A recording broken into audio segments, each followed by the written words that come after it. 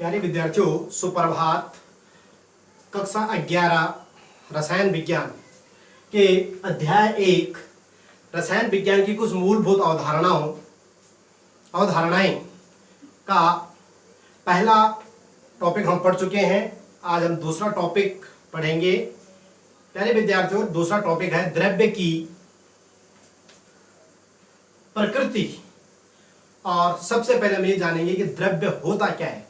प्यारे विद्यार्थियों, द्रव्य यानी उसका दूसरा नाम है पदार्थ।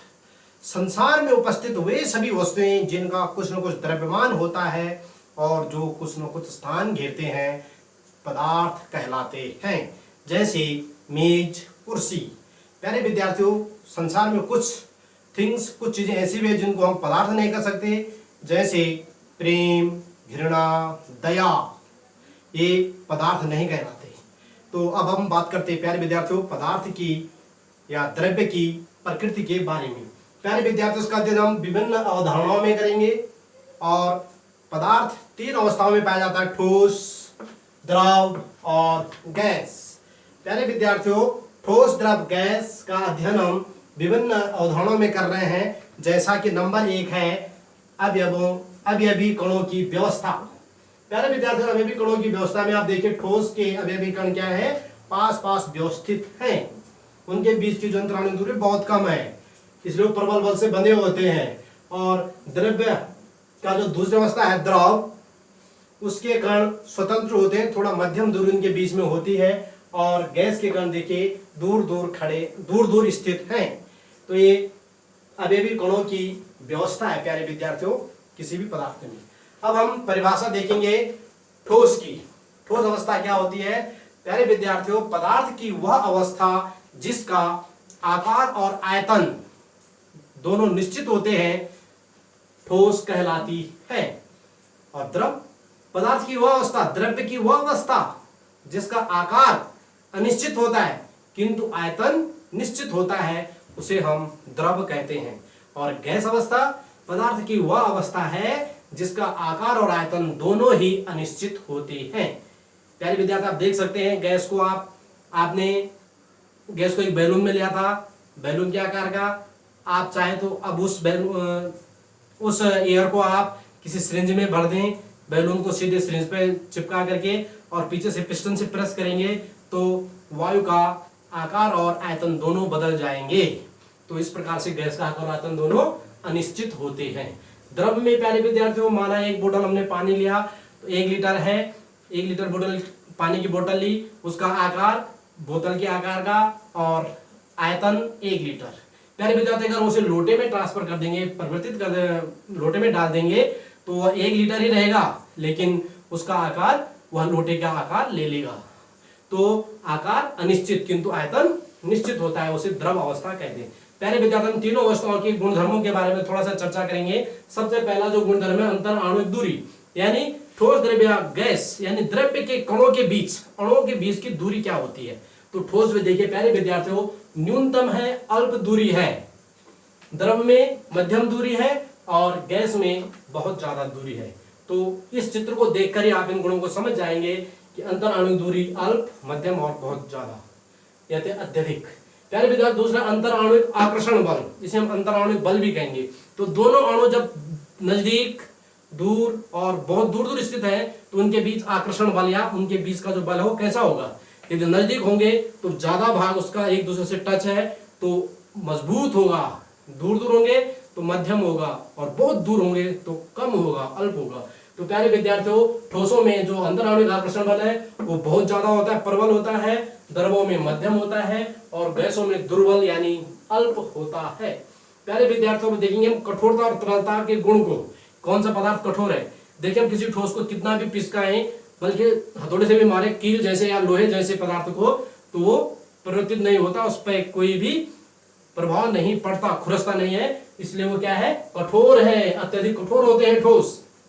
द्रव यदि पानी पे हम यूं हाथ भी चलाएं तो हमारा हाथ आसानी से उसके अंदर से प्रवाहित यानी गति कर सकता है।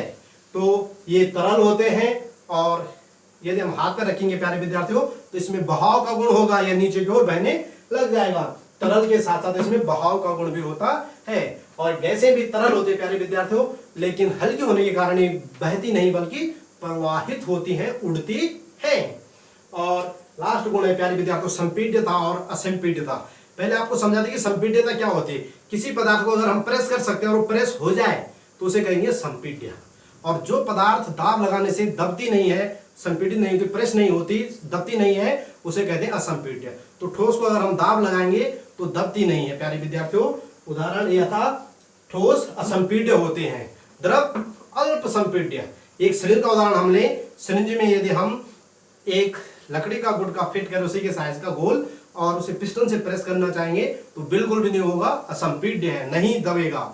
जब हम लकड़ी के गुटकों को निकाल के उसमें पानी भर देंगे फिर पिस्टन से प्रेस करेंगे तो थोड़ा सा प्रेस होता है, क्योंकि उसके बीच अल्प दूरी होती है, थोड़ी सी दूरी होती है, मध्यम दूरी होती है, तो थोड़ा सा क्या होता है, प्रेस होता है प्यारे विद्यार्थियों।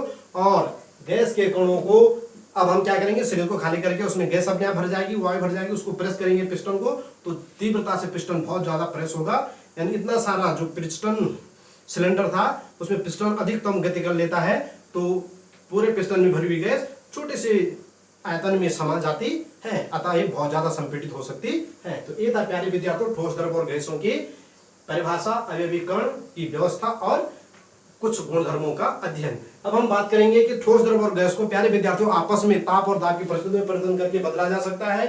ठोस को यदि हम गर्म करेंगे तो वह द्रव में बदल जाता है और इस क्रिया को हम कहते हैं संगलन।